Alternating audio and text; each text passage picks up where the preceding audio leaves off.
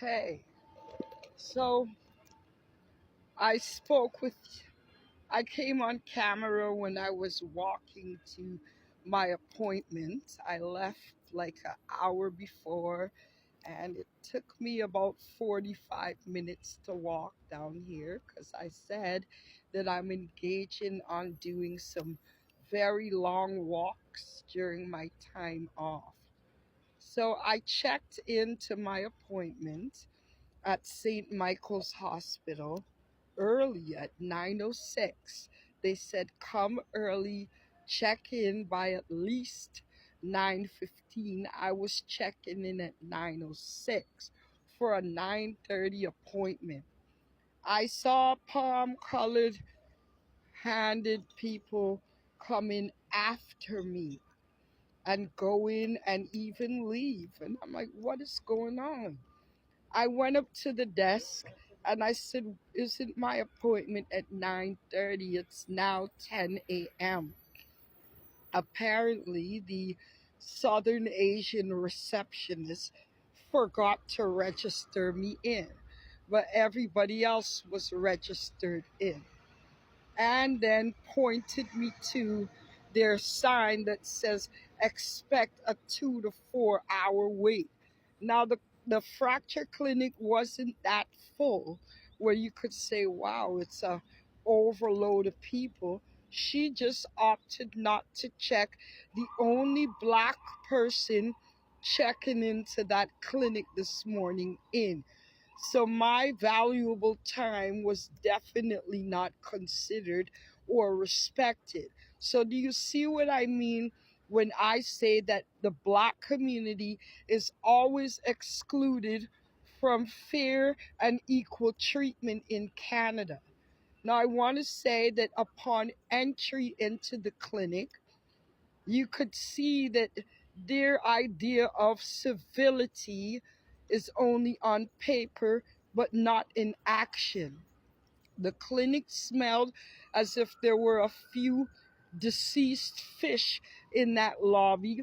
There were palm colored hand people coughing and not yawning and coughing without covering their mouth. Yet, where my ancestors come from is labeled as third world, which, in my opinion, means a society where their standards are less. Now, mind you, this is Canada, downtown in Toronto, and I'm not on the ghetto side of downtown Toronto, but I'm on the side where they have all those tall and fancy buildings surrounding me. I have a big cathedral behind me. Mind you, if I were to turn the corner, you see people sitting, smoking, vaping, sleeping, smoking cigarettes and narcotica on the steps, defiling the house of the Lord. So you tell me, if you really want to be fooled and still remain delusional and allowing yourself to think that infrastructure and these tall fancy buildings is what it is to be a civil country, a country of equal rights, fairness, and justice, please stop fooling yourself. Black people, we need to wake up and stop investing in a society that goes out of their way to show us that we don't count and we don't deserve equality, and equity and fair and just treatment. I was telling you about that class action suit started by Nicholas Thompson and how our black community continues not to stand behind the people that want to see a difference, not by mouth only, but by their actions. Another thing, I'm just wondering, if you go on Google and type in what is social justice, how can social justice be achieved? Well, since they refuse to pay out and provide reparation to black public service workers who have been cheated out of money and fair and equal treatment, by the Canadian Human Rights Commission in Canada, who endeavors to ensure that every Canadian citizen, visitor in this country is protected by equal and fair treatment in this country, but not black people.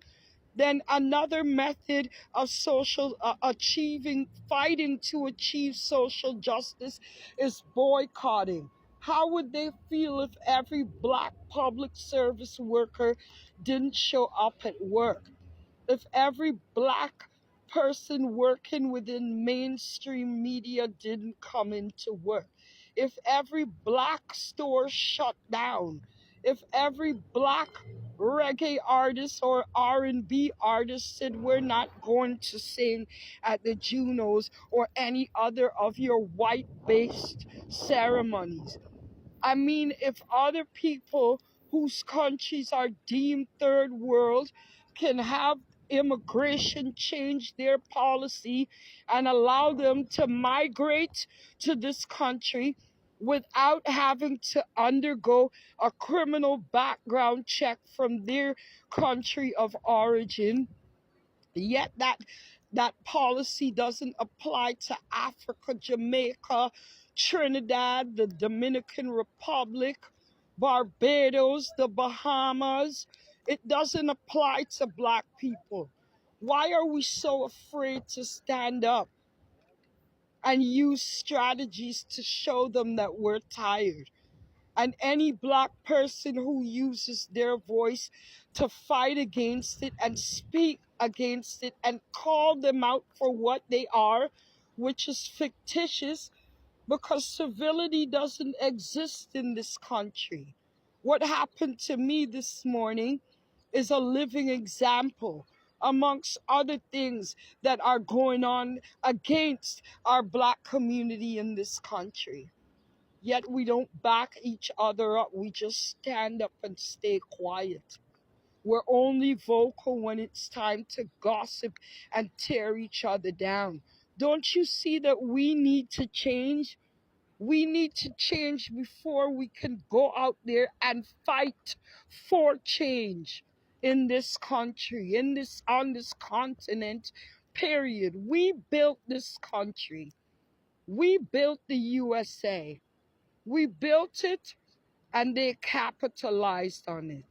And the very same people who built a domain for them to capitalize off of our lives, our bloodshed, our sweat, are the ones that they are sweeping under the rug and into the garbage can.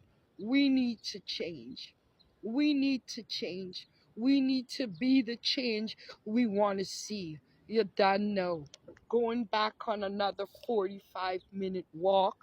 Be blessed, be wise, be strong, and be united.